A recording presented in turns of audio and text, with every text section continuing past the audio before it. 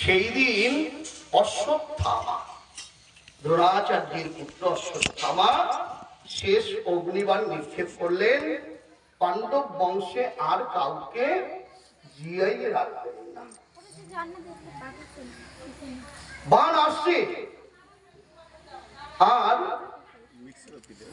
আমার মা গিয়ে হরির চরণে প্রণাম করে বললেন, হরি, আমি আমার প্রাণ ভিক্ষা চাই।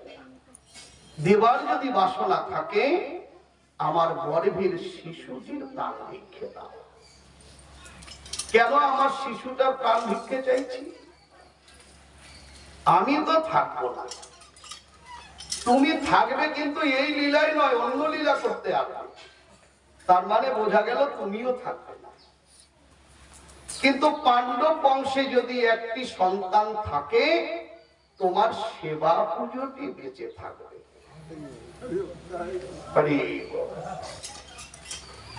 মন্দির গড়া অতীব সহজ, কিন্তু পূজারি তৈরি করা কঠিন আছে। আমাদের হিন্দু সনাতন ধর্মের মানুষের হাজার হাজার মন্দির আজকে ছাগল ভেড়া রাখার ঘর হয়েছে, বর্ষার দিনে পাটকাঠি রাখার ঘর হয়েছে। কেন? বাড়ির যিনি গৃহস্থ ছিলেন অনেক পূর্বপুরুষের শিষ্য আদি ছিল, তাই কোন রকম একটা মন্দির তৈরি করেছে, কিন্তু পূজারি তৈরি করা হয়নি। উনিও প্রাপ্তি হয়ে গেল, মন্দিরের ঠাকুর চলে গেল আর এক জায়গায়। হ্যাঁ, এখন মন্দির আর মন্দির নেই, মন্দির হয়ে গেছে আমাদের ছাগল ভেড়া রাখার ঘর। আমার চোখে দেখা, প্র্যাকটিক্যালি আমার চোখে দেখা। ভক্তিমতী মায়েরা, মন্দিরের কোন ক্ষমতা নেই একটা পূজারি তৈরি করে, কিন্তু পূজারি যদি সঠিক হয় তাহলে হাজার হাজার মন্দির তৈরি করে নিতে পারে। প্রেম সে বলো নিতাই গৌর হরি। কাজে মন্দির তৈরি করবার আগেই ভাবতে হবে আমার মন্দিরটা রক্ষা করবে কে। জানেন, গোয়ালা সারা গ্রাম জুড়ে দুগ্ধ সঞ্চালন করছে, দুগ্ধ কিনে কিনে এনে দিন শেষে বেচতেই শেষ করে দিল। বুঝলো না কোন গাভীর দুধের কেমন স্বাদ। গোয়ালাকে যদি বলা যায়, বলতে পারবে দেশি গাইয়ের দুধের স্বাদ বেশি না চালানি গাইয়ের?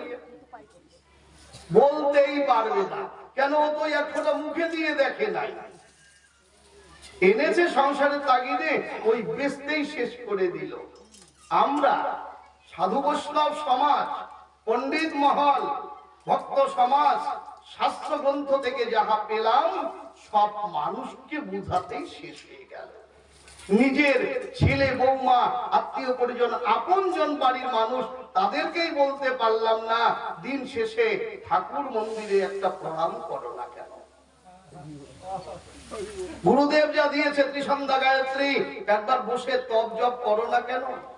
সকালবেলা একটু তুলসীতে জল দাও না কেন? সূর্যদেবকে একটু প্রণাম করো না কেন? মানুষকে তো বুঝিয়ে সাধু বানালাম, কিন্তু বাড়ির গুলোকেই সাধু বানানো হয়ে গেল। তার মানে যা পেলাম সব বেচতেই শেষ। মায়েরা, না, আমি উত্তর বাংলা এসে একটা ভাওয়াইয়া গানের প্রথম সঙ্গীত শুনেছিলাম। জাগরে ভারতবাসী কৃষক চাষী ভাই, আর না থাকেন নিন্দত করি আগের দিলার ভাই। গানটি বাস্তবে কতটা মধুর, কতটা গুরুত্বপূর্ণ, এটাকে আধ্যাত্মিকের ভেতরে একটু নিয়ে চলুন।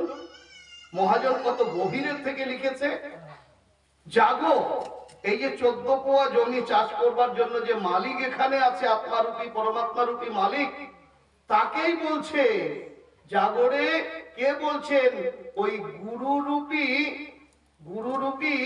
ভগবান এসে বলছেন, জাগো ভারতবাসী, ভারতবর্ষে বাস, কৃষক চাষী, 14 পোয়া জমি চাষ করবার জন্য যে কৃষক চাষী পল্লীবাসী ভাই, হ্যাঁ, আর না থাকেন নিন্দক করি।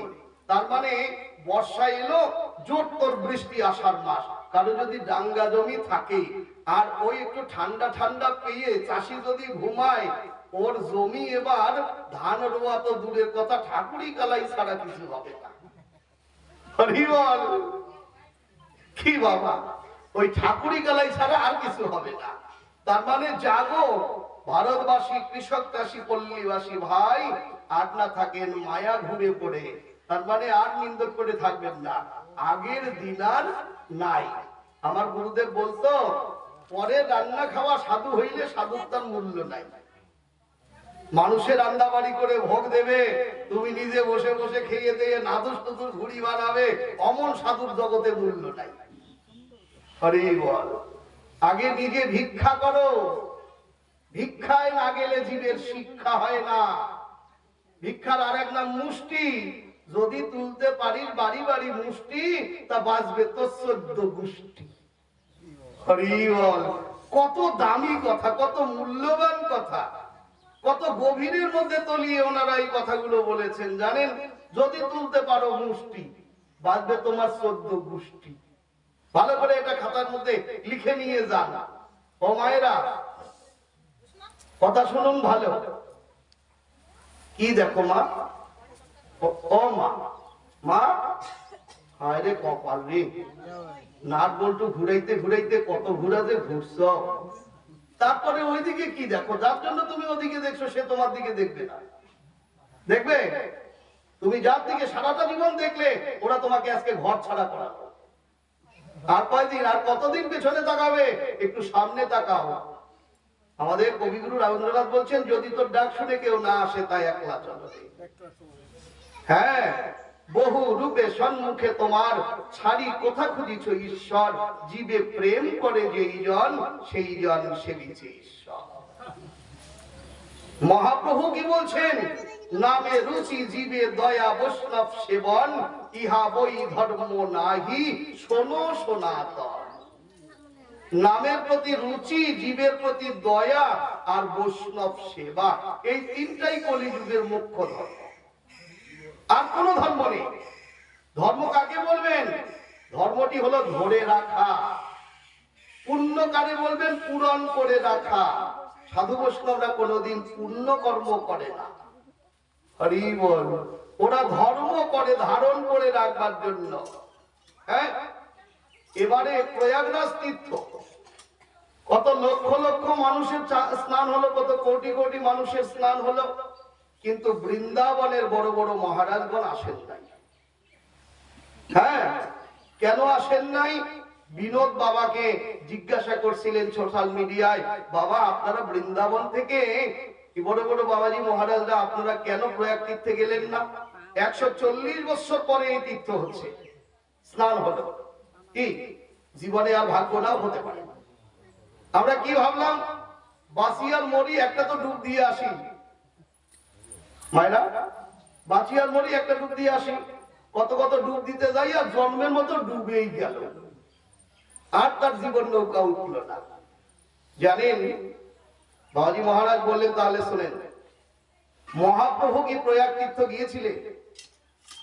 সর্বস্বামীগণ কি গিয়েছিল? এক জনাও যায় নাই। কেন? মহাপ্রভু যে যে দেশে করেছে ভ্রমণ, শুদ্ধ সাধু সঙ্গ ধরে সেই সেই দেশে করহ পর্যটন। যারা ভগবানকে নিয়ে বেঁচে আছে, আচ্ছা বলুন তো, আমরা সবাই লক্ষ্মীর পিছনে দৌড়াই, কি লক্ষ্মী কার পেছনে দৌড়ায়? নারায়ণের পেছনে। নারায়ণ কার পেছনে দৌড়ায়? ভক্তের পেছনে। হ্যাঁ, সেই নারায়ণ কৃষ্ণ হয়ে বৃন্দাবনে এসেছেন, সেই কৃষ্ণ হলো রাধারানীর চরণ সেবক। হ্যাঁ, আর আমরা সবাই রাধার দাসী হয়ে রাধার চরণে পড়ে আছি। গঙ্গা যমুনা সরস্বতী যে বিষ্ণুর পদ থেকে সৃষ্টি হয়েছে, সেই প্রয়াগ তীর্থ গঙ্গা যমুনা সরস্বতী যার চরণ থেকে উৎপত্তি হয়েছে, তার চরণ সেবা সে সেবা করতে আকাঙ্ক্ষা করছে জন্ম জন্মান্তরে শ্রীমতী রাধা, আর বৃন্দাবনে রাধার চরণ দাসী হয়ে আমরা পুণ্য তীর্থে যাব কেন? দেখেছেন বৈষ্ণবরা এখন ভোজন করে রাত্রেবেলা কি ভোজন করে সেই দিকে তাকায় না। আমার ঘরে কাল কি খাবো এটার জন্য বৈষ্ণবরা চিন্তা করে না। তারা জানে অনন্য চিন্তায়ন্তমাং জি জনাপদ্যু পাশাতে তেসাং নিত্যাভিযুক্তানাং যুগৎসীমাম বহম বহম। অন্য বিশ্বাস ভক্তি সহকারে যদি কোনো ভক্ত সততই আমার চিন্তায় যুক্ত থাকে, সেই ভক্তের জীবনের যত প্রাপ্য ভার বোঝা আমি ভগবান হয়ে শেষে মাথায় করে পর্যন্ত বহন করি।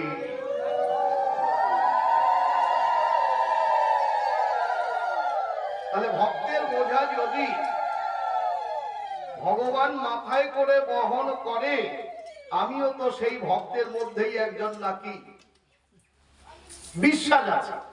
তাহলে আমি যদি তার চিন্তায় মত্ত থাকি, তার প্রয়োজন সেই আমার বোঝা বহন করে দেবে। এই বিশ্বাসটুকু কার প্রতিকার থাকতে হবে? যেমন একটি বাড়ির গৃহিণী মা, তার চিন্তা আছে আমি যদি সংসারের যাবতীয় কাজ করি তাহলে আমার স্বামী দিন অন্তে এক মুঠো ভাত আর মাস পরে একখানা কাপড় নিশ্চয়ই দেবেই দেবে, এইটা থেকে বঞ্চিত করবে না, বিশ্বাস আছে। তাহলে আমি আমার স্বামীটাকে ভালোবাসি, ও আমার জীবনের দায়িত্ব নিয়েছে। আমি যদি আমার জগৎ স্বামীকে সেবা করি, জগৎ স্বামীর উপর আমার বিশ্বাস থাকে, তাহলে জগৎ স্বামী আমি এবেলা খেয়ে পরের বেলা কি খাবো ওটা উনি চিন্তা করবে। প্রায় সে বলো রাধে রাধে। হ্যাঁ মা, এইটুকু বিশ্বাস যদি আমাদের ভক্তদের মধ্যে না থাকে, তাহলে তার ভক্ত জীবনটাই হরি। জানেন, তাহলে শুরু হয়ে গেল হরি কথা, শুরু হয়ে গেল হরি কথা। কোথা থেকে না? দশম স্কন্ধ থেকে শুরু হলো ভগবানের আবির্ভাব লীলা কথা। ভগবান এলেন মথুরায়, কিন্তু অন্ধকার কারাগার থেকে ভক্তকে দুঃখ দিল, লাঞ্ছনা বেদনা দিল। ভগবান সেই ভক্তের কাঁধে চড়ে চলে গেল আনন্দ ধামে, নন্দালয়ে, গোকুলে।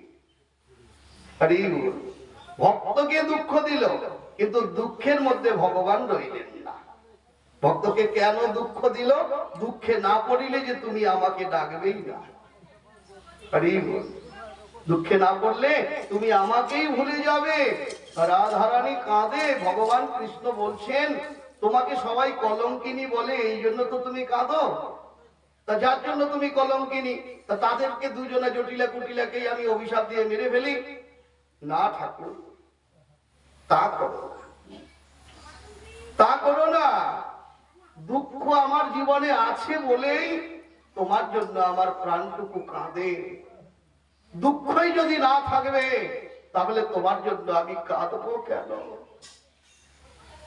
দুঃখ দাও, যত দুঃখ পৃথিবীতে দাও, কিন্তু সইবার মতো ক্ষমতাটুকু আমার দিও। এমন বোঝা দেবে, সেই বোঝাটুকু যেন আমি টানতে পারি। এমন বোঝা দিলে আমি টানতেই পারলাম না, এমন বোঝা তুমি আমাকে দিও।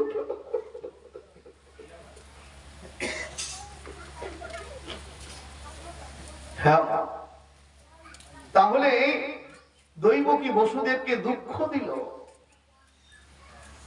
আর ভগবান সেই বসুদেবকে মায়ায় ভুলিয়ে তারই কাঁধে চড়ে যমুনা পার হয়ে নন্দালয়ে চলে যায়। কি আনন্দ! গোকুলে, গোকুলে, যে কুলে নবলক্ষ গোধেনু পাল, সেই কুলেই আমার আদরের কৃষ্ণ গোপাল। জানেন, তাহলে ভগবানের 5 দিন বয়স হলো, এই 5 দিন বয়সে পুতনা উদ্ধার লীলা।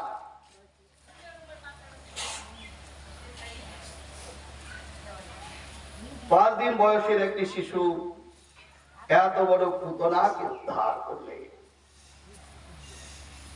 এরপর বকাসুর অকাসুর যত দৈত্য দানব ভগবানকে এত দুঃখ দিল, এত বেদনা লাঞ্ছনা দিল। এরপরে কংস মহারাজ পাঠাচ্ছে, আচ্ছা পুতনাকে যখন পাঠালো,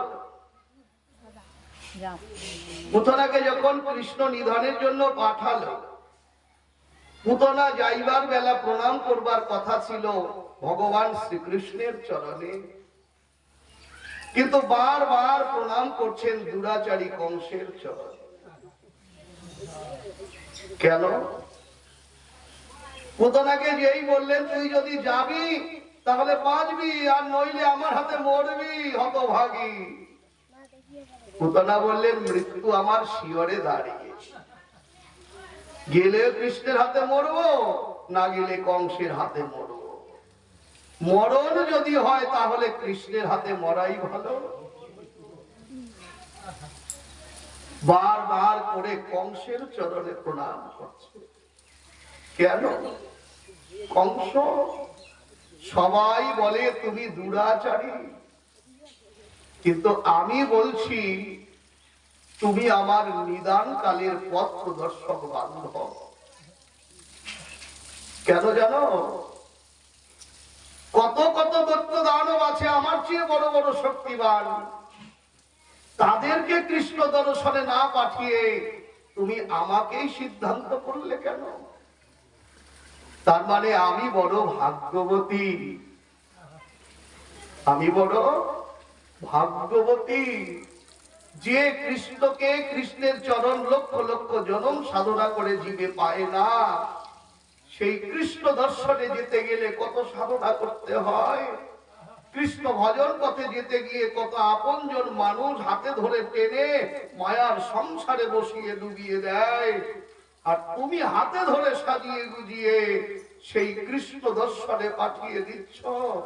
তুমি আমার কত জনমের বান্ধব, তোমার মতো বান্ধব যেন ভারতবর্ষের প্রত্যেকটি মানুষের ঘরে ঘরে হয়, তারা হাতে ধরে যেন কৃষ্ণ ভজনের পথ দেখিয়ে দেয়।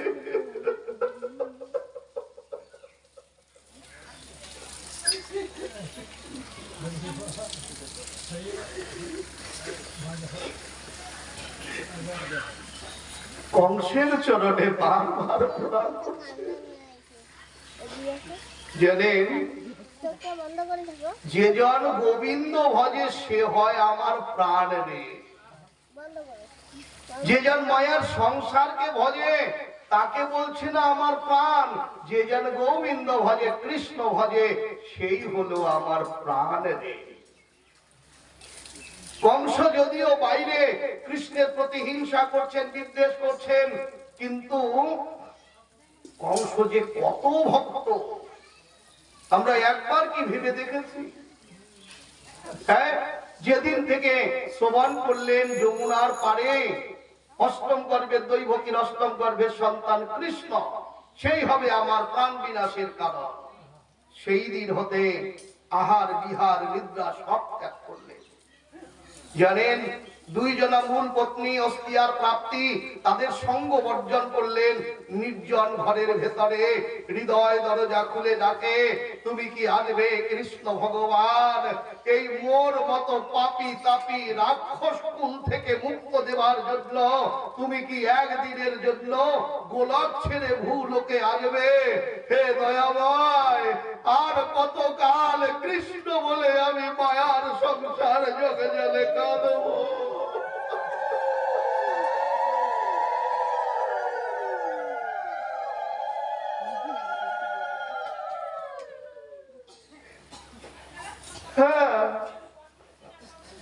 তারা জানে শত্রুরূপী যারা ভগবানকে লাভ করে তাদের চরণে স্থান হয়, মিত্র রূপে যারা লাভ করে গোলক বৈকুণ্ঠের উপরে যেখানে ধ্রুবলোক তারও উপরে ভক্তের জায়গা।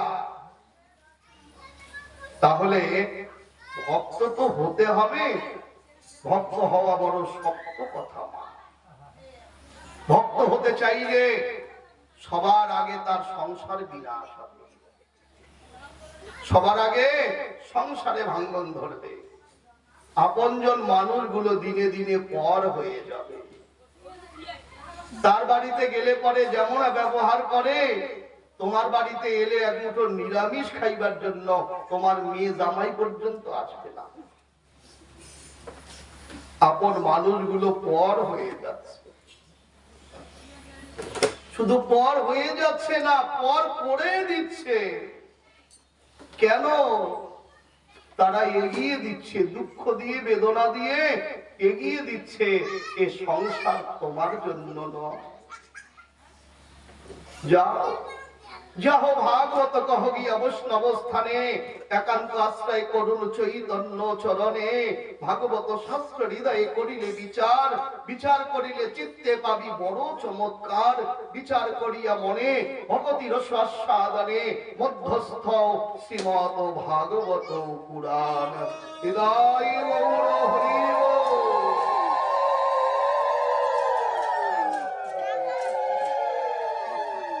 বুঝে নাও সংসারে কে তোমার আপন, ভাই বলো বন্ধু বলো, কেউ তো কারোরই নয়। দিন দুই চারিকের দেখাশোনা, মন শুধু পথের পরিচয়। এসেছো হবে, যেতে হবে মন, সার করেছ কি? পরম পিতা হিসেবে চাইলে হিসেব দেবা কি? প্রত্যেকটি মানুষের হিসেব গুনতে হবে। হ্যাঁ মা, এই হিসেব বিদেশে সন্তান রাখি, বাড়িতে এলে হিসেব চাই, বাবা কেমন পয়সা করি হলো। ছেলে যদি বলে কাজ শিখতেই 1 বছর গেল, কিছু বলতে পারে না, আরেকটা বছর যায়। 1 বছর পরে ইনকাম করে এনে বাড়িতে বাড়ি গাড়ি অনেক কিছু করা হলো, কিন্তু পিছিয়ে গেল 1টি বছর। এই যে এসেছি আমরা অনেকেই এই ভরসায় বসে আছি, বিষয় ছাড়িয়া যবে শুদ্ধ হবে মন, কবে বা হেরিবে হাম শ্রী মধুর বৃন্দাবন। আমরা এটাই প্রকৃত ভেবে নিয়েছি, এই বিষয় কবে আমাকে ছাড়বে, কবে আমার বৈরাগ্য আসবে, কবে বৃন্দাবনে যাওয়ার ভাগ্যে হবে, তখন আমি ভজন করব। কিন্তু আমাদের নরোত্তম ঠাকুর মহাশয় বলছেন, বিষয় বাসনাকে বুকে নিয়েই কৃষ্ণ ভজন পথে এসে দাঁড়াও। হ্যাঁ, কৃষ্ণ ভজন পথে এসে দাঁড়ালে সাধুগুরু বৈষ্ণবের যদি কৃপা হয়, বিষয়ের মধ্যে তোমাকে থাকতে হবে না, বিষয় তোমাকে ছাড়তে হবে না। একদিন সাধু বৈষ্ণবের কৃপা হলে, মহজ্জনার কৃপা হলে বিষয়ই তোমাকে ছেড়ে চলে যাবে, বিষয়ই তোমাকে ছেড়ে চলে যাবে। বিষয় বাসনাকে বুকে নিয়েই কৃষ্ণ ভজন পথে এসে দাঁড়াও। জানেন, একজনা মা ছিল, মেদিনীপুরে ঘর। সে সময় নাম হলো তার সাবিত্রী দেবী। ভরা রূপ যৌবন কালে আমরা জানি ভজন হয় না, কিন্তু রূপ যৌবন নিয়েও যে ভজন করা যায়, এর একটা বিশিষ্ট প্রমাণ দেখুন। সাবিত্রী দেবী তখন 3 কোটি বাবা মহারাজ প্রকট ছিলেন। বাবাজি মহারাজের কাছে এসে প্রণাম করে বললেন, নবীন যুবতী নারী, বিধবা, অল্প বয়সের বিধবা, অপরূপা সুন্দরী, গুরুদেবের চরণে প্রণাম করে বলছেন, বাবা। বাবা বললেন, কে রে? বলে, আমি সাবিত্রী। ও, কোথায় তোর বাড়ি? বাংলায়। কোথায়? মেদিনীপুর জেলা। আচ্ছা, এখানে কেন বৃন্দাবনে? বললেন, ভজন করতে এসেছি বাবা, আপনি আমাকে সন্ন্যাস নামে দীক্ষা দিন। মারে, তুই বলছিস কি? বলেন, হ্যাঁ বাবা, আমার স্বামী একজন কলেজের প্রিন্সিপাল ছিল। উনি যখন এই দুর্গাপুজোর ছুটিতে এসেছিলেন ব্রজে, কিন্তু ব্রজে এসে আপনার কাছ থেকে দীক্ষা গ্রহণ করে সে আর ঘরে ফিরে নাই। ব্রজেই ভজন করে জীবনটা অতিবাহিত করেছিলেন। একবার মাকে দেখতে গিয়েছিলেন শুধু, সেখানেই প্রাপ্তি হয়েছে। আমিও ভাবলাম, সংসার যখন আমার আর হলো না, তাহলে কৃষ্ণের সংসারই করি। দীক্ষা দিন বাবা। গুরু মহারাজ বললেন, মা রে, তুই হয়তো ভাবছিস বৃন্দাবনে সকলেই কৃষ্ণের অনুচর? তুই জানিস না এখানে কংসের অনুচরেরাও ঘুরে বেড়াচ্ছে। ভরা রূপ যৌবন, নদীতে যখন থই থই বন্যা ডাকে, কোন দিন কোন কুল ভাসে তার কোনো জানা নেই। তেমনি ভরা রূপ যৌবন কালে আমি মনে করি ভজন এখানে করবার চেয়ে তুই ঘরে গিয়ে বসে ভজন কর। এই ভরা রূপ যৌবন কালে কংসের অনুচরেরা এই যৌবনটাকে নষ্ট করে দিতে পারে, কলঙ্ক গায়ে মাখিয়ে দেবে। সে আর বাড়িতে ফিরে এলো না। গোবর্ধনের কাছে ছোট্ট একটি কুঠির নির্মাণ করলেন তাল পাতা দিয়ে। ভরা রূপ যৌবন যদি সেবায় না লাগবে তাহলে এই রূপ যৌবনেই আমি রাখবো না। পাকা আপেলের মতো চেহারা, জানেন ওই যে ছোট্ট একটি উনান জ্বালিয়ে দুইবারই ভিক্ষা মাধবগিরি করে যখন চালটুকু সেদ্ধ করবে, ভগবানের ভোগের একটু আয়োজন করবে, লোহা রড সেখানে দিয়ে, লোহা রড যখন লাল টুকটুকে হয়ে যায় সেই রড দিয়ে সারা গায়ের মধ্যে ছ্যাঁকা দিয়ে দিয়ে নিজের রূপ যৌবনটাকে নষ্ট করে দিল। কুৎসিত চেহারা হয়ে গেল। আয়নার সামনে দাঁড়ালেই নিজেকে ভয় লাগে। কতদিন পর এলেন গুরুদেবের কাছে বাবা। এবার তো চরণে একটু আশ্রয় দিন বাবা, এবার তো একটু আশ্রয় দিন।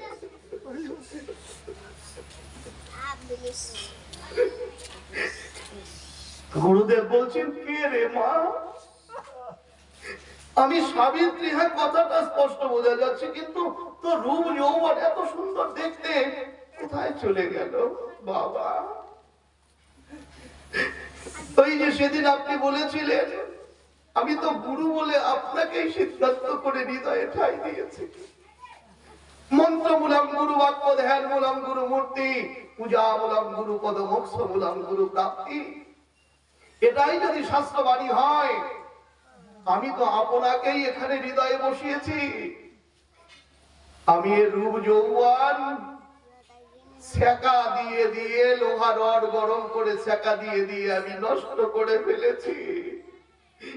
এবার তো আপনার পদতলে রাধা রানীর দাসী করে আমায় একটু অধিকার দিন।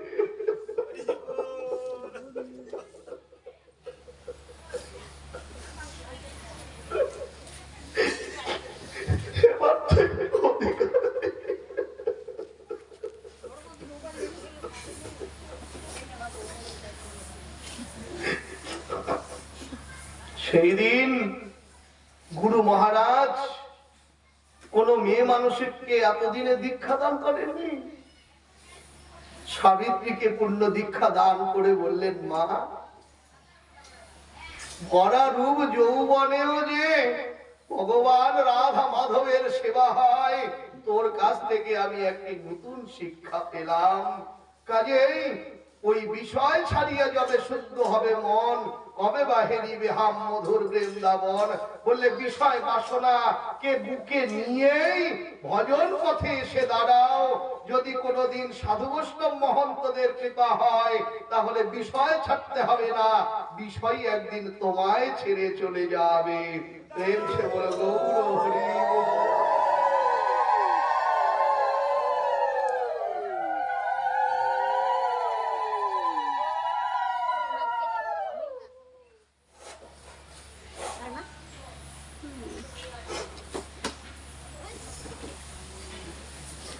দেখতে দেখতে যত দত্ত দানবের অত্যাচারে নন্দ মহারাজ একদিন নন্দ উপানন্দ সানন্দ অভিনন্দ নন্দনন্দন সবাই সিদ্ধান্ত নিলেন, এই বৃন্দাবনে আর থাকবো না, এই গোকুলে আর থাকবো না। কোথায় যাবেন? এই যমুনা ওপারে চলে যাব নন্দালয়, আর এখানে থাকবো না। এই নানান চিন্তা ভাবনা করছে।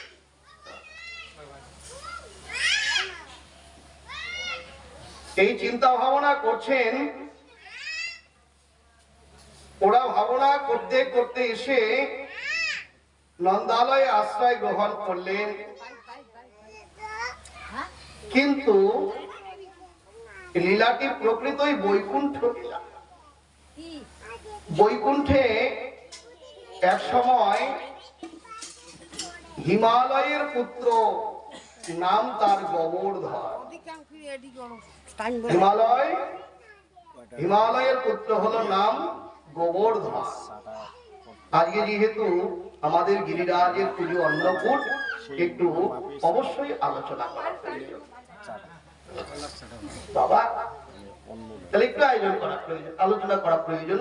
আচ্ছা, ওইদিকে যখন ভোগের আয়োজন হয়ে যাবে সিগন্যাল পেলে পরে আমি সমাপ্ত করেছি। হ্যাঁ, কারণ শুধু শুধু বসে থেকে তো লাভ নেই, তাই না? হরি কথা। অমৃত লিখতে গেলে 3টি অক্ষর, একটি অ, ময়লিকার ত, অটিকে বাদ দিলে সবই মৃত। হরি বল। সংসারে যাদের পিছনে দৌড়িয়ে এলাম, টাকা পয়সা ধন সম্পত্তি গাড়ি বাড়ি, এগুলো সবই মৃত। অমৃত শুধু ভাগবত কথা অমৃত, কৃষ্ণ কথা অমৃত, গৌর কথা অমৃত, যাহা জীবের পরপারের সম্বল। গৌর হরি বল।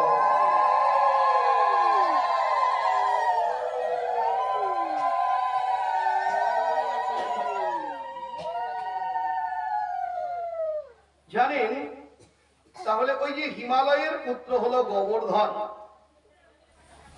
খুব বড় বাসনা পুলস্ত্য মুনি। এই পুলস্ত্য মুনি বৈকুণ্ঠ থেকে বৃন্দাবনে যে ভগবান কৃষ্ণ হয়ে আসবেন, সেই লীলাভূমিটি দেখতে একটু বড় বাসনা। সেই লীলাভূমিটি দেখতে বড় বাসনা। মায়েরা খুব ধ্যান দিয়ে শুনুন, মামা ধ্যান দিয়ে শুনুন। পুলস্ত্য মুনি, কি মুনি বললাম? পুলস্ত্য মুনির বড় বাসনা, আমি আসলে সবার কাছে বলছে আমি কাশী বিশ্বনাথকে দেখতে যাব। হরি বল। কাশী বিশ্বনাথকে দেখতে যাব। তা কাশী বিশ্বনাথকে দেখতে যখন বেরিয়েছে, ওই গোবর্ধন ছোট্ট ছেলে, গোবর্ধন হচ্ছে হিমালয়ের পুত্র, ছোট্ট ছেলে, মুনির পেছন ধরেছে আমিও যাব, আমাকে নিতেই হবে। কেন কেন নিতে হবে? বলে আরে আমার বড় বাসনা, আমি মর্তধাম দেখতে যাব, কাশী বিশ্বনাথকে আমিও দেখতে যাব। জানেন, সবাই বলছেন, হিমালয় বলছেন নাও না একটু সঙ্গে করে, ছেলেটা এত বায়না ধরেছে। মুনি বলে একটু নাও না দয়া করে। কাঁধে নিয়েছে। এবার কাঁধে নিলে রওনা দিয়েছে কাশী বিশ্বনাথ যাবে। তা ওই মথুরা হয়ে বৃন্দাবন হয়ে আসছে। যেই শুনেছে যে বৃন্দাবন হয়ে আসছেন, মনে মনে ওই ওখানে শুনেছেন বৈকুণ্ঠে যে ভগবান কৃষ্ণ নিজেই এখানে আসবেন, মনে মনে চিন্তা করছেন না তাহলে এই জায়গাটা একটু ভালো করে দেখা প্রয়োজন। হরি বল। যেখানে ভগবান আসবেন, ভগবানের লীলাভূমিটি কেমন হবে একটু দর্শন করা অতীব প্রয়োজন। প্রধানমন্ত্রী আসবেন, সরাসরি আসবেন নাকি? তিনি আসবার আগে কত কিছু আয়োজন, সেই জায়গাটাও তো একটু দেখার ব্যাপার নাকি? আমরা তো জানি প্রধানমন্ত্রীকে আমি এত দূর থেকে দেখতে পারবো না, কি?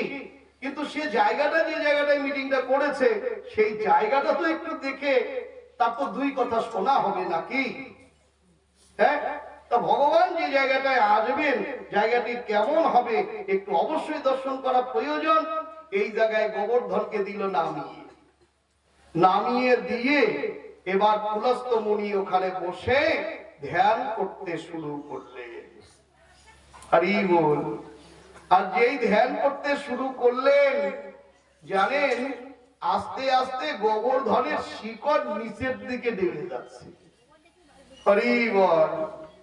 ধ্যান করা হলো, বৃন্দাবনকে প্রণাম করা হলো। জানেন, যদি রাধা নামের ধ্বনি দেই একজনের দেওয়া হলো, গোবিন্দের ধ্বনি দেই একজনের দেওয়া হলো। আচ্ছা, অন্যান্য যাদের ধ্বনি দেবো একজনের করে ধ্বনি দেওয়া হলো, একজন খুশি হলো, এতগুলো নাম বলতে হবে। আর যদি গোটা বৃন্দাবনের একবারে ধ্বনি দেওয়া হয় তাহলে সবাই খুশি হয়ে গেল। প্রেম সে বলো বৃন্দাবন ধাম কি, শ্রী বৃন্দাবন ধাম কি।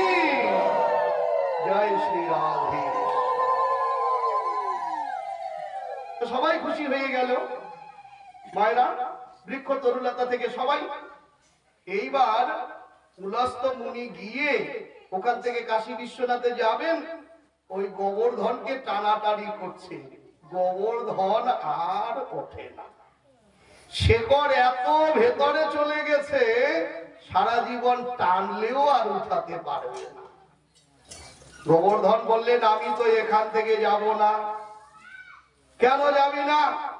বলে, ভগবান আসতেছে যে জায়গাটায়, সেই জায়গায় ভগবানকে আসার জন্য ভগবান এসে কি ভোজন করবে, এটা আমি জোগাড় দেব। কি করে জোগাড় দেবে?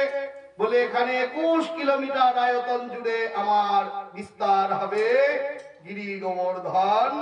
ভগবান আসবে, তার জন্য ক্ষীর সর নবনী মাখন হবে।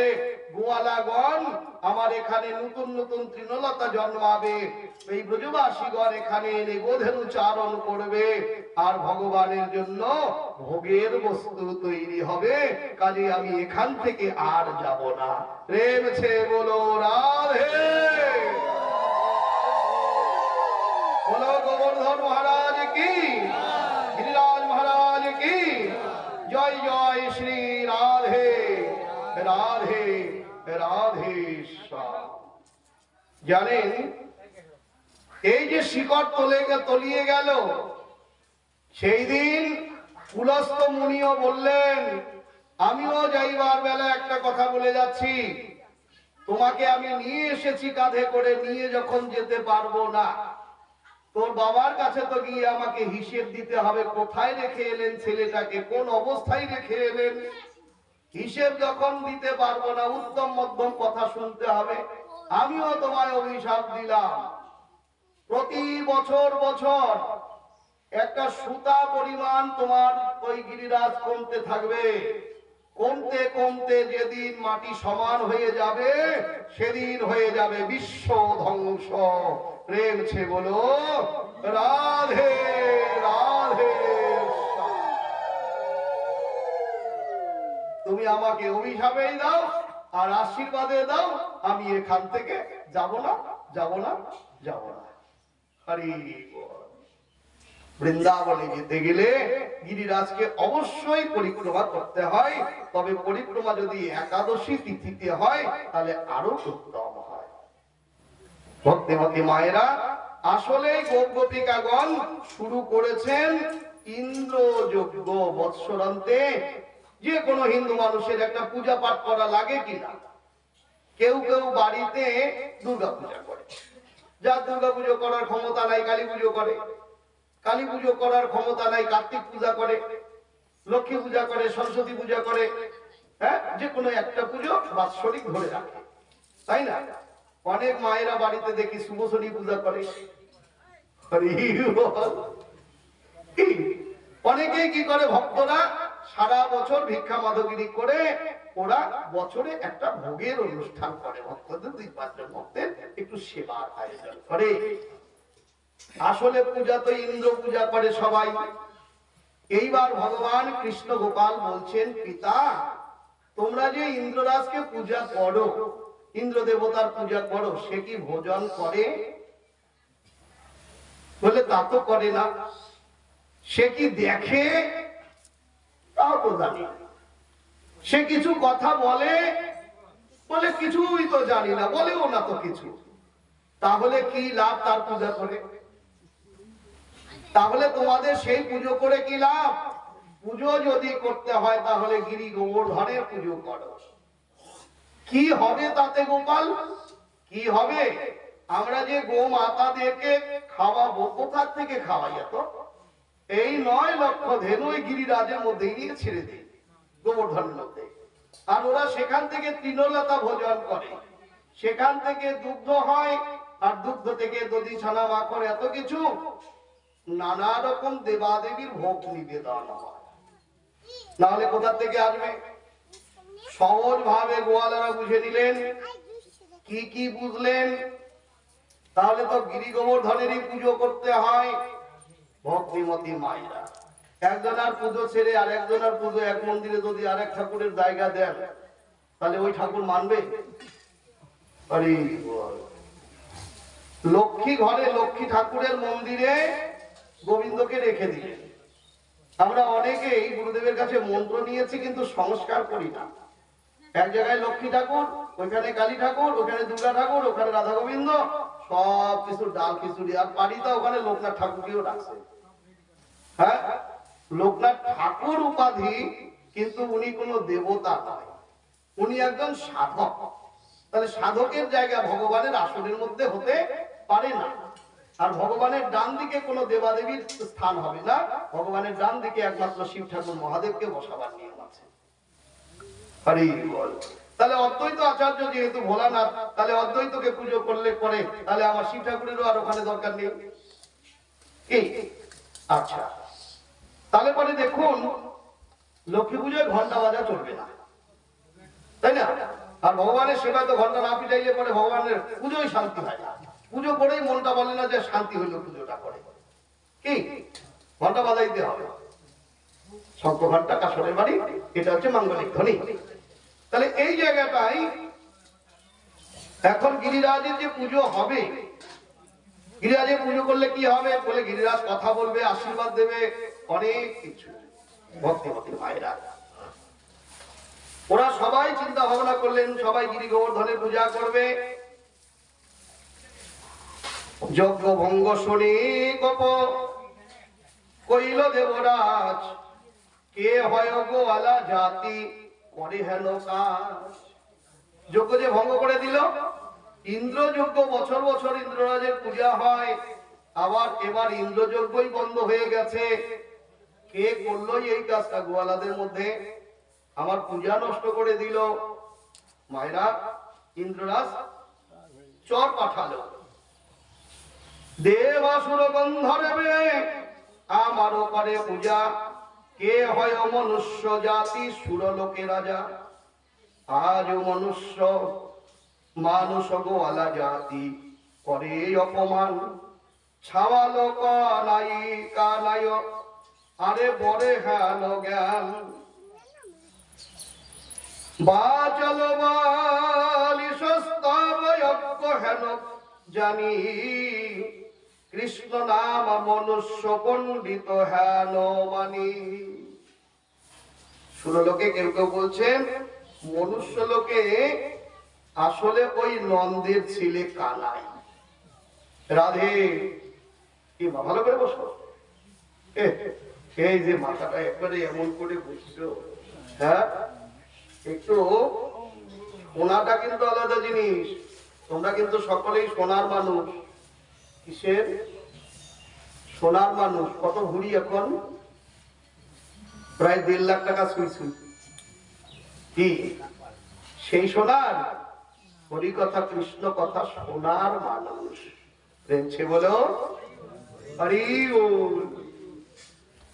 এই সোনাটা এমন একটি বস্তু, দশরথ আর দশানন রাবণ, ওই 10 দিয়েই শুরু হলো। ধ্যান দাও, তো 10 দিয়েই শুরু হলো। দেখছেন আমার কথা আর কে শুনে?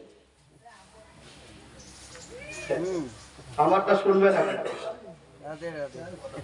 হ্যাঁ, একটু একটু কমসে কম ধ্যান দাও। তার মানে সোনাটা দশরথ আর হলো দশানন। দশরথের চরণ সেবা করতে গিয়ে, আজ্ঞা পালন করতে গিয়ে 14 বছর বনবাস কাটলেন রাজা রামচন্দ্র। আর দশাননকে নিজেই হত্যা করলেন। করলেন কিনা? আচ্ছা, এখানে 1 2 3 4, 1 2 3 4, তাহলে এদিকে 4টা, এদিকে 4টা, মাঝখানে একটা, এটা সমান হলো, তাই না? তাহলে 10টা মিলাইতে কোন দিকে আর একটা বেশি লাগিয়ে দিতে হচ্ছে। তাহলে একটা যখনই বেশি পড়ে গেল, পাল্লাটা এমন হয়ে গেল। হলো কিনা? মানে দশানন রাবণের পাপের পাল্লায় একদিকে ভারী। হ্যাঁ, সীতাকেও মাথার কেশ ধারণ করলেন, এত বড় পাপ কর্ম করলেন। বিয়ের পরে কোন নারীর, কোন পুরুষ মানুষ যদি নারীর কেশ ধারণ করে, তার ধ্বংস অভিশাপ। ধ্বংস অভিশাপ। যে পুরুষ মানুষ নিজের বউকে চুলের মুঠি ধরে গালের মধ্যে থাপ্পড় মারে, ওর 100 কুল নরকে ডুবে যায়। হ্যাঁ, এত বড় পাপের পাপী, নিজে তো উদ্ধার হবেই না, জানি। এবার দেখুন, তাহলে দশরথ 10 রথ, 10 রথ মানে 10 খানা রথ একাই কন্ট্রোল করতেন। আরে আপনার দেহের যে রথ, 10 খানা রথের লাগাম ধরেছে একাই। কাজেই ভগবান হলো তার চরণ সেবার দাস, আর ওই দশানন পাপের পাল্লা ভারী বলেই ভগবান নিজেই তাকে নিধন করলেন। প্রেম সে বলো রাধে রাধে।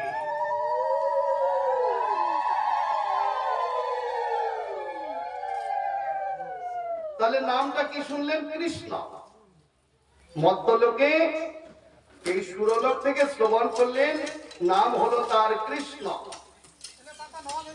হেন কৃষ্ণ পায়া হেলা করে এত বড়, বনে বৈশে গোপ জাতি বুদ্ধি হয় কত বড়।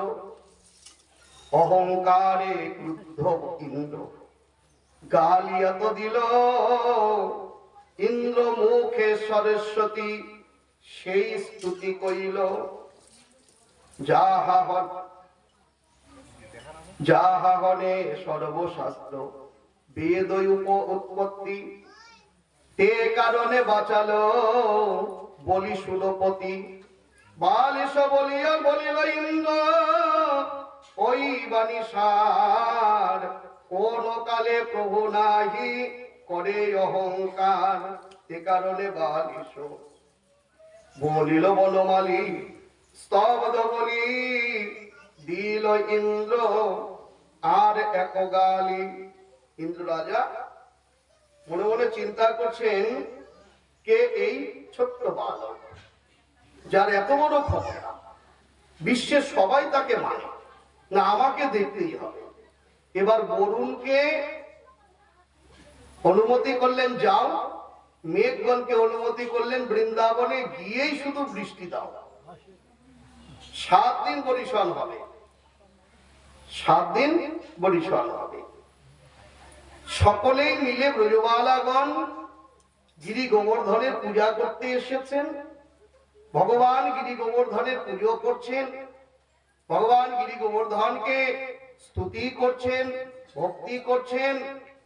এক কৃষ্ণ তো সখাগণের কাছে, গোপীগণের কাছে আছেন, আর এক কৃষ্ণ হয়ে গোবর্ধনের ভেতরে প্রবেশ করে তাদের প্রত্যেক জনার স্তুতিগুলো শ্রবণ করছেন, আশীর্বাদ করছেন। এই কৃষ্ণ বলছেন, এবার প্রণাম করো, প্রণাম করে বলো, হে ঠাকুর তুমি আমাদের এই সেবা গ্রহণ করো। আর যেই বলছেন সেবা গ্রহণ করো, ভগবান একে একে ভোজন করতে শুরু করেছেন। আর ভোজন করা শুরু করলো নাকি, পাহাড় সমান অন্ন, পাহাড় সমান ব্যঞ্জন, যাহা কিছু সকল কিছু এক এক করে ভোজন করছে। ভাণ্ডগুলো পর্যন্ত গিয়ে প্রবেশ করছে গিরিরাজের ভেতরে। প্রেমছে বলো গিরিরাজ মহারাজ কি।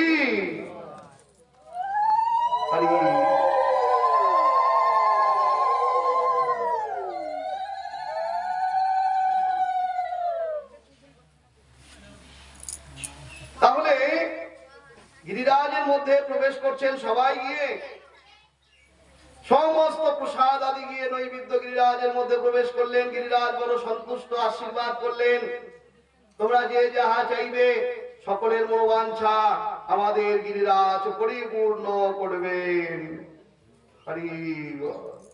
যে যথামাং প্রপদ্যন্তে তাং ততৈব ভজমহং মম বর্তানুবর্তন্তে মনুষ্য পার্থ সর্বস্ব। মনুষ্য লোকে আমার কাছে যে যেমন কামনা বাঞ্ছা করেন, তার তার কামনা বাঞ্ছা আমি ভব সংসারে তেমন তেমন করে পূর্ণ করি। জানেন, গিরিরাজের পুজো হলো, আর এই যে শুরু হলো ইন্দ্ররাজের অনুমতিতে বৃষ্টি। অন্য জায়গায় নয়, শুধু এই 84 কোটি বৃন্দাবনের মধ্যে। আরে জানেন, সকল গোপ গোপীয়গণ এখন কোথায় গিয়ে বাজবে? তার মানে উত্তর বাংলার বন্যা যদি এবার ভুটানের বাঁধ ভাঙা যদি কেউ দেখত, পাহাড়ের ধস, তাহলে বোঝা যাবে যে তাহলে বৃন্দাবনে কি হারে বৃষ্টি হয়েছে। বাবা 1400 সালে আলিপুরদুয়ারের বন্যার কথা বাদ দেন, এই এবারেরই কথা ধরেন, কি তাহলে বোঝা যাবে যে কি হারে বৃষ্টি, কি হারে বন্যা হয়েছে। হ্যাঁ, হাতি গন্ডার। এই যে আমি কদিন আগে মালবাজার গিয়ে আসলাম, সেখানে বামনডাঙ্গা বলে একটা জায়গা, মালবাজারের কাছে, যত মাটি খুঁড়ছে কাদাগুলো তুলছে, ওখানে কত পশু যে মরে আছে, কত বন্য জন্তু জানেন। তাহলে বৃন্দাবনের কি অবস্থা হওয়া প্রয়োজন ছিল। ভগবান বললেন তোমরা চিন্তা করো না, তোমরা কোনোই চিন্তা করো না, অনন্য চিন্তায়ন তোমাং যে জনা পদ্যুপাসতে তে সংনিত্যাভিযুক্তানাং যোগক্ষেমং বহাম বহাম। কোন অন্য বিশ্বাস ভক্তি সহকারে যদি কোনো ভক্ত সততই আমার চিন্তায় যুক্ত থাকে, সেই ভক্তের জীবনের যত প্রাপ্য ভার বোঝা আমি ভগবান হয়ে মাথায় করে পর্যন্ত বহন করি। ভেবেছে বলো রাধে রাধে রাধে। জানেন ভক্তের বোঝা ভগবান বাইছে কি করে? সখাদেরকে বলছেন গিরিরাজ পর্বত খানা একটু তো ধরো, আর যেই ধরেছে একবারে উঁচু করে কেনে আঙ্গুলের মধ্যে রেখে দিল, ছত্রের মতো, মানে ছাতার মতো। সবাইকে বললে ভেতরে প্রবেশ করো। এবার বৃন্দাবনের যত ভক্তরা সকলেই গোবর্ধনের ভেতরে প্রবেশ করলেন। আপনারা লীলাটি দেখতে পাবেন যদি রাধাকুণ্ডে যান। রাধাকুণ্ডে যাইবার আগে ওই যে মূল গেট খানা আছে গোবর্ধনের কাছে, ওইখানে দেখবেন লীলাটি। আর লীলাটি দেখা যায় কোথায়? প্রেম মন্দির বৃন্দাবনে। প্রেম মন্দিরে যে সাজিয়েছেন, হ্যাঁ, কৃপালু মহারাজ এত সুন্দর করে, তাহলে কেনে আঙ্গুলের মধ্যে ধরে রেখেছে। আর সকল গোপীগণ ওখানে প্রবেশ করেছে গোধেনু বৎসকে নিয়ে। জানেন বৃষ্টি দিতে দিতে মেঘের জলেই শেষ হয়ে গেল। হরি বল। 7 দিন ধরে এত বৃষ্টি, এত জল গেল কোথায়? জানেন বৃষ্টি শেষ, ইন্দ্রের আর বজ্র কাম করে না, সর্বনাশ। বরুণ বলছে সর্বনাশ হয়ে গেল, এখন কি হবে? এবার গিয়ে রাজা ইন্দ্রের কাছে প্রণাম করছেন, মহারাজ আর হলো না। কি হলো না? বললেন সব শেষ। জানেন ইন্দ্ররাজ নিজেই এলেন, বজ্র দিতে দিতেই আসছেন, বজ্র আর কাজ করছে না, আর ঝিলিক মারে না। জানেন হঠাৎ করে ইন্দ্ররাজের গুরুদেবের আবির্ভাব হলেন। গুরুদেব বলছেন কি করছো, কি করছো এখানে? বলে আমি আগে বৃন্দাবন ভাসিয়ে দেব, আমার পুজো বন্ধ করে দিয়েছে। হ্যাঁ, বলে ও জানিস কে? ওই ছোট্ট ছেলে বলছিস, ও কে জানিস? বলে কে? নয়ন বুঝে একটু ধ্যান করে দেখ। ধ্যান করে দেখে গোলক বৈকুণ্ঠের সিংহাসনে ভগবান নারায়ণই নাই। হ্যাঁ, নারায়ণ এসেছেন কৃষ্ণ রূপ ধারণ করে বাল্য কৃষ্ণ গোপাল নন্দালয়। জানেন অমনি গিয়ে ভগবান শ্রীকৃষ্ণ গোপালের চরণে পড়ে প্রণাম করছে। কৃষ্ণ কৃষ্ণ দীনবন্ধু দুরিত ভঞ্জন, তোমারও সাক্ষাতে মরে আজ নিজ পরিজন। হ্যাঁ, কৃষ্ণ কৃষ্ণ বলে চরণে লুটিয়ে পড়লেন। যজ্ঞ ভঙ্গ শুনিয়া গোপিত সুরপতি, এ কারণে গোপকুলে এতে দুর্গতি। গোকুল আকুল দেখি প্রভু দয়াময়, কেমন যুগতি। কৃষ্ণ ভাবিল হৃদয়, গোকুল রাখিব ইহা কত বড় কাজ। ধ্যান বুদ্ধি করি দর্প ছাড়ে দেবরাজ। দেবরাজ ইন্দ্র শেষে সমস্ত তার জ্ঞান বুদ্ধি সব লুপ্ত হয়ে গেল। কেননা নদী যদি সাগরে গিয়ে মিশায়, বাবা নদীর কি আর গতিবেগ থাকে? নদী কি আর নিজ ইচ্ছায় চলতে পারে? নদীর কি আর নিজস্ব নাম থাকে? আমরা সকলেই মায়া সংসার সংসার নদীতে পড়েছি, সকলেই প্রবল গতিতে ছুটে চলছি কোথায় না কৃষ্ণ চরণ সাগরে গিয়ে যদি কেউ একবার পৌঁছায় সেখানে কোনো গতিবেগ থাকে না, আর নিজস্ব কোনো নামও থাকে না, সেখানে একটাই নাম সাগরের জল। হ্যাঁ, আজকে হিন্দু মুসলমান জৈন খ্রিস্টান সবাই এক জায়গায় গিয়ে মিশছে ভগবানের শ্রী চরণ পদ কমলে, সকলেই নিত্য কৃষ্ণ দাস। প্রেম ছে বলো রাধে রাধে।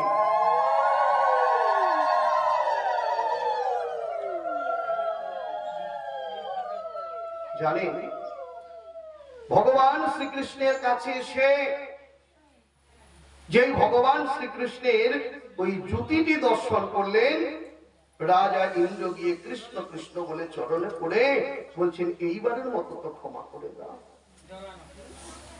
ভগবান বললেন, শোনো, কারুর বাড়িতে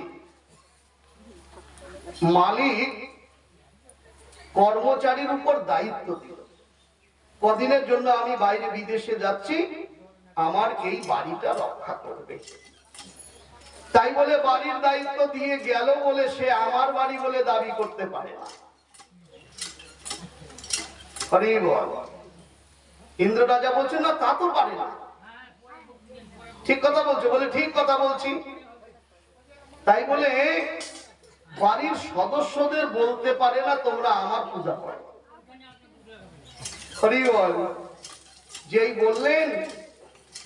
বললেন আমার পুজো করো, তার মানে আমার বাবা মা, আমি যার ঘরে এসেছি, তুমি যে ইন্দ্র, তোমার মতো কত ইন্দ্র গেছে, তুমি দেখতে চাও তোমার মতো কত ইন্দ্র আমার চরণ তলে পড়ে ধ্যান করছে,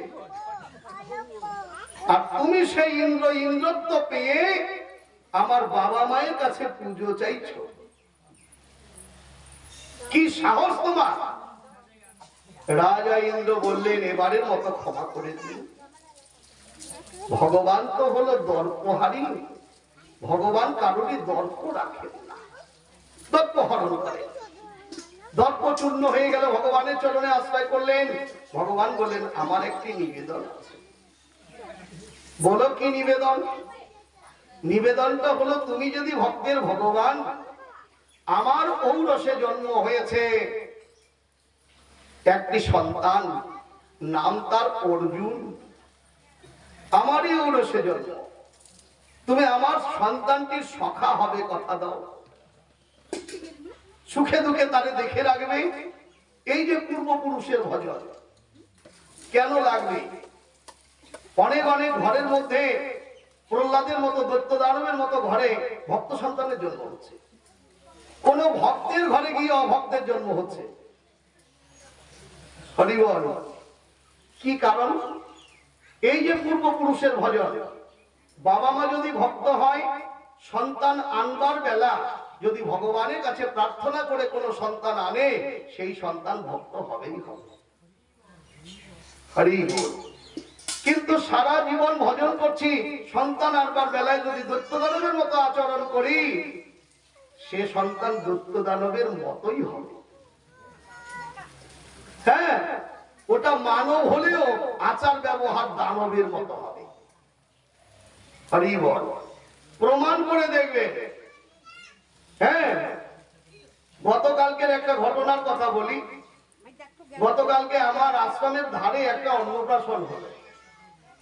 এই অন্নপ্রাশনের মধ্যে সবাইকে নিমন্ত্রণ করেছে, যারা এসেছে সবাই কি ব্রতধারী, ওদের জন্য তো যা যা কিছু সবকিছু আয়োজন ভালোভাবেই হয়েছে। হ্যাঁ, সকাল বেলা তার কয়েকজন আত্মীয় পরিজন এসেছে আমার গীতা পাঠ শুনবার জন্য। সকালবেলা ভোর কীর্তন হলো, গীতা পাঠ শুনতে এসেছে। তা আমি জিজ্ঞাসা করলাম, আচ্ছা কালকে যে আপনারা এসেছেন নিমন্ত্রণ খেতে তো?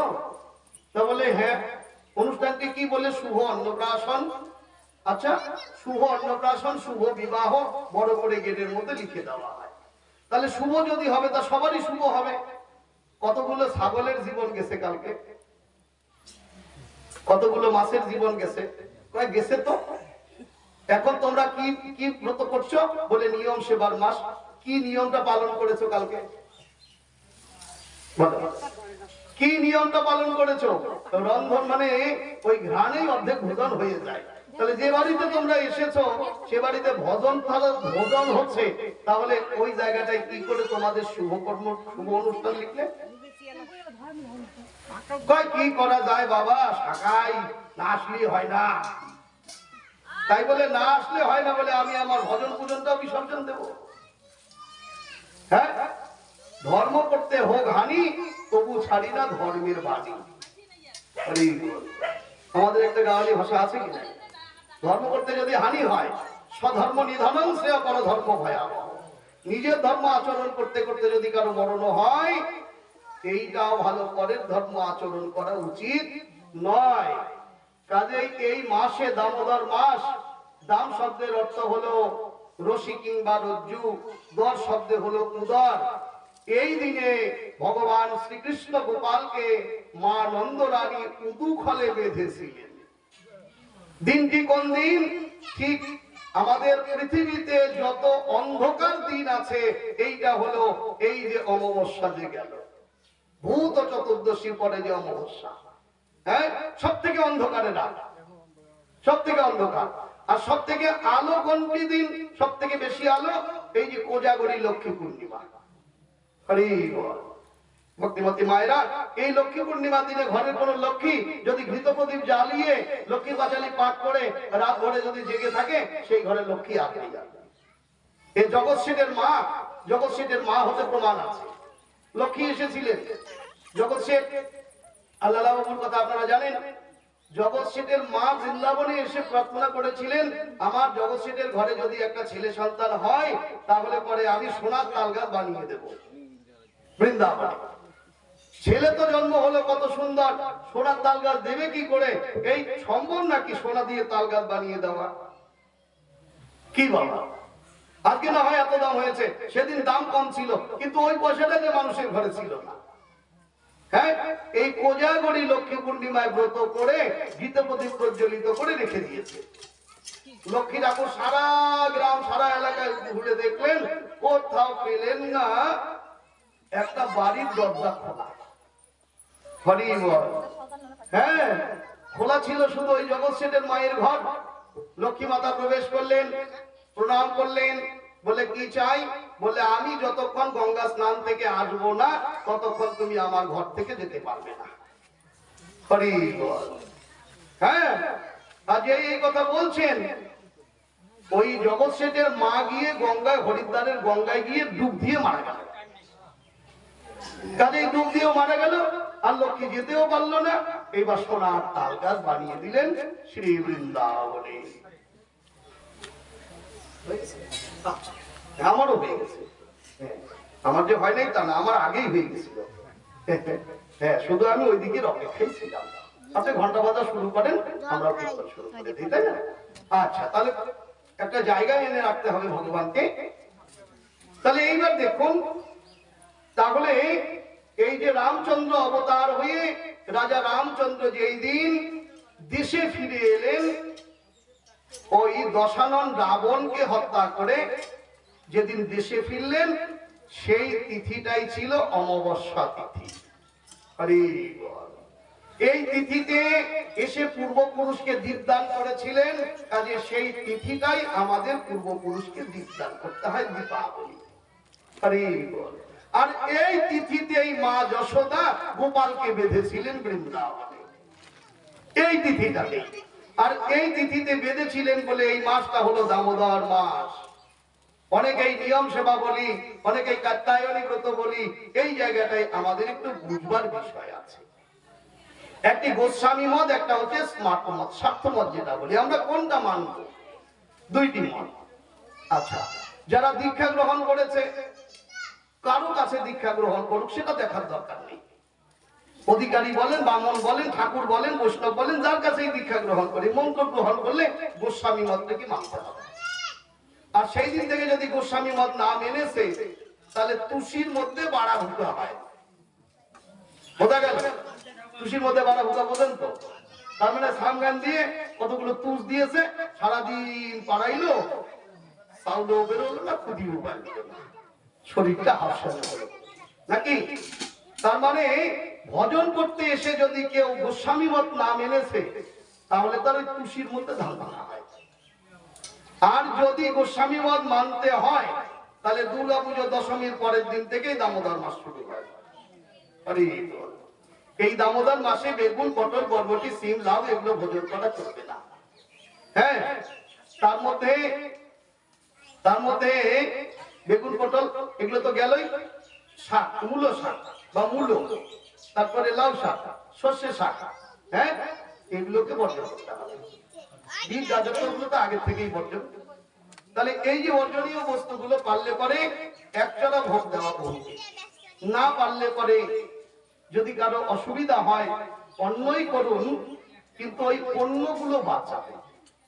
আরে দুই বেলা করে প্রভাত কালে ভোর প্রভাতী কীর্তন, ভগবানকে জাগরণ, গুরুদেবকে জাগরণ এবং গীতা পাঠ, কীর্তন আদি করে গীতা পাঠ করা এবং দামোদর স্তকম পাঠ করা, তুলসী পরিক্রমা। সন্ধ্যা বেলায়ও তাই হবে। ভক্তিমতী মায়েরা, এখন এই দিনে একটু বাইরে যেতে হচ্ছে, কিন্তু যেখানে যাবেন সেটা যেন অবশ্যই সাধু শুদ্ধ ভক্তের সঙ্গ হওয়া চাই। সাধু সঙ্গ সর্বশাস্ত্রে কয়, লবামাত্র সাধু সঙ্গে জীবের সর্বসিদ্ধি হয়। ভক্তি বিনোদ ঠাকুর তার গ্রন্থের ভাষায় লিখলেন, কোন কোন সাধু সঙ্গে হয় ধর্মেরই বিকাশ, কোন কোন সাধু সঙ্গে হয় পূর্ব ধর্ম নাশ। এমন কথা শুনবো না, এমন কথা এই মাসে বলবো না যেটা সমাজের অপ্রিয় বাক্য। এক মাসে ক্ষৌর কর্ম চলবে না, এক মাসে সাবান লাগানো চলবে না, এই এক মাসের মধ্যে মিথ্যা কথার আশ্রয় করা চলবে না, মিথ্যা আচরণ করা চলবে না, যদি ব্রত পালন করতে হয়। যাই হোক, তাহলে আজকে আমাদের বড় ভাগ্য, আমরা গিরি গোবর্ধনের সেই আরাধনার কথা আমরা আজকে আস্বাদন করলাম। ভক্তিমতী মায়েরা, শুধু ভক্তমন্ডলী, তাহলে দেবরাজ ইন্দ্র যখন ক্ষমা চেয়ে গেল ভগবানের কাছে, আমরা ভগবানের কাছে আজকে প্রার্থনা করি, এই দামোদর লীলায় আমরা একমাত্র ব্রত করছি, এই মাসে তো আমরা ভগবানকে অমন করে বাঁধতে পারবো না, একটু ভক্তি প্রেম রজ্জুতে ভগবানের চরণের পাশে গিয়ে যেন আমরা দাঁড়াতে পারি, এই বাসনায় আজকের ভগবত কথা এখানে বিশ্রাম দিই। আবার যদি কোনোদিন আপনাদের মতো ভক্তদের কৃপা হয়, আবার যেন আপনাদের চরণ সেবা করতে আসতে সুযোগটুকু পাই।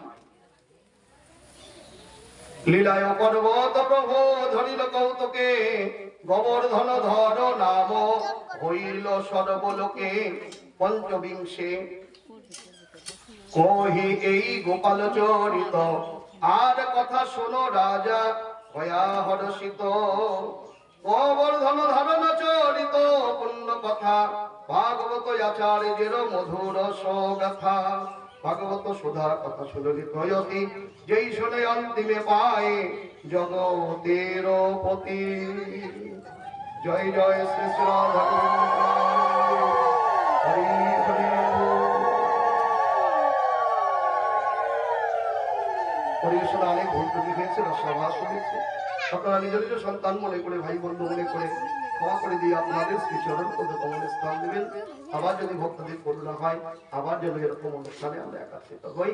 কৃপা আশীর্বাদ করবেন মন্দির সৃষ্টিকর্তা সেবায় বাবাকে সারা জীবন ধরে, শুধু নয় জন্ম জন্মান্তরে যেন আপনাদের মতো ভক্তের সেবা করে ভগবানের চরণ পায়। ওম শান্তি, ওম শান্তি। বিশ্ব সুখময় আর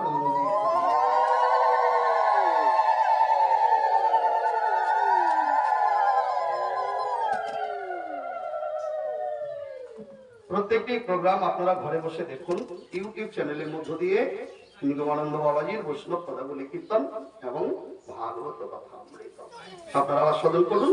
অন্যান্য ভক্তদেরকে আস্বাদন করবার জন্য সুযোগ করে দিন।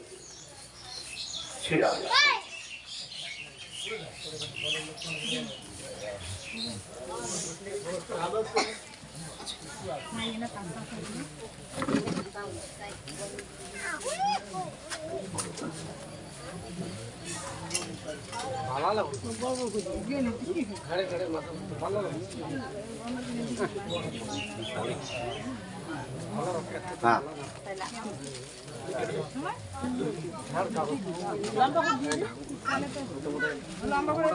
তাড়াতাড়ি যুগ কীর্তনটা করে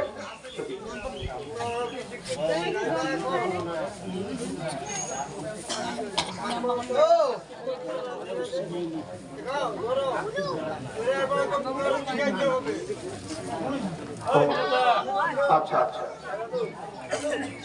রাধেশ রাধেশ আচ্ছা আচ্ছা হ্যাঁ হ্যাঁ একটা সমাধান আছে শুনুন ভগবান কি বলছেন যে যথামানু প্রপদ্যন্তে তাঙ্গেস ততৈব ভজম মহম মম বর্তানু বর্তন্তে মনুষ্যপাত্র সর্বস্ব নাকি আমাদের একটা সংস্কার বলতে বস্তু আছে সংস্কার মানে হলো সংশোধন সংশোধন বস্তুটি কি ভুল না করলে তো শুদ্ধ হবে না নাকি কাত্যায়নী ব্রতটা হচ্ছে কাত্যায়নী কে জানেন কাত্যায়নীটাই হলো আমাদের মাতা দুর্গা দেবী আর গোপীয়গণ সারাটা বছর ওই সারা মাসের মধ্যে কাত্যায়নী দেবীর একটা মূর্তি বানিয়ে পুজো করতেন এর পরিণামে কি হলো না ভগবান রাস মঞ্চে তাদের মনোবাঞ্ছা পূর্ণ করলেন তাহলে এইখানে কাত্যায়নী ব্রত যারা করছে তাদেরটাও ব্যাঠিক নয় যারা দামোদর করছে তাদেরটাও ব্যাঠিক নয় কিন্তু এই জায়গাটায় কথাটা হলো এতদিন আমি বুঝি নাই যেখানকার সেখানকার ওষুধ খেয়েছি রোগ সারাবার জন্য কিন্তু যখনই বুঝলাম যে আমাকে ব্লাড টেস্ট করে রোগটা নির্ধারণ করে তারপরে ওষুধ খেতে হয় কি মায়েরা বোঝা যাচ্ছে তাহলে যে প্রশ্নটার সম্মুখীন আমার কানে আসলো কথাটি যারা আমরা কাত্যায়নী ব্রত করছি তাহলে আমাদের গতি কি হবে কে বলছে গতি হবে না তুলসী পাতা ছোটটাও ভগবানের সেবায় যায় বড়টাও যায় তাহলে বড়টা যাবে বলে ছোটটা যাবে না তা কিন্তু নয়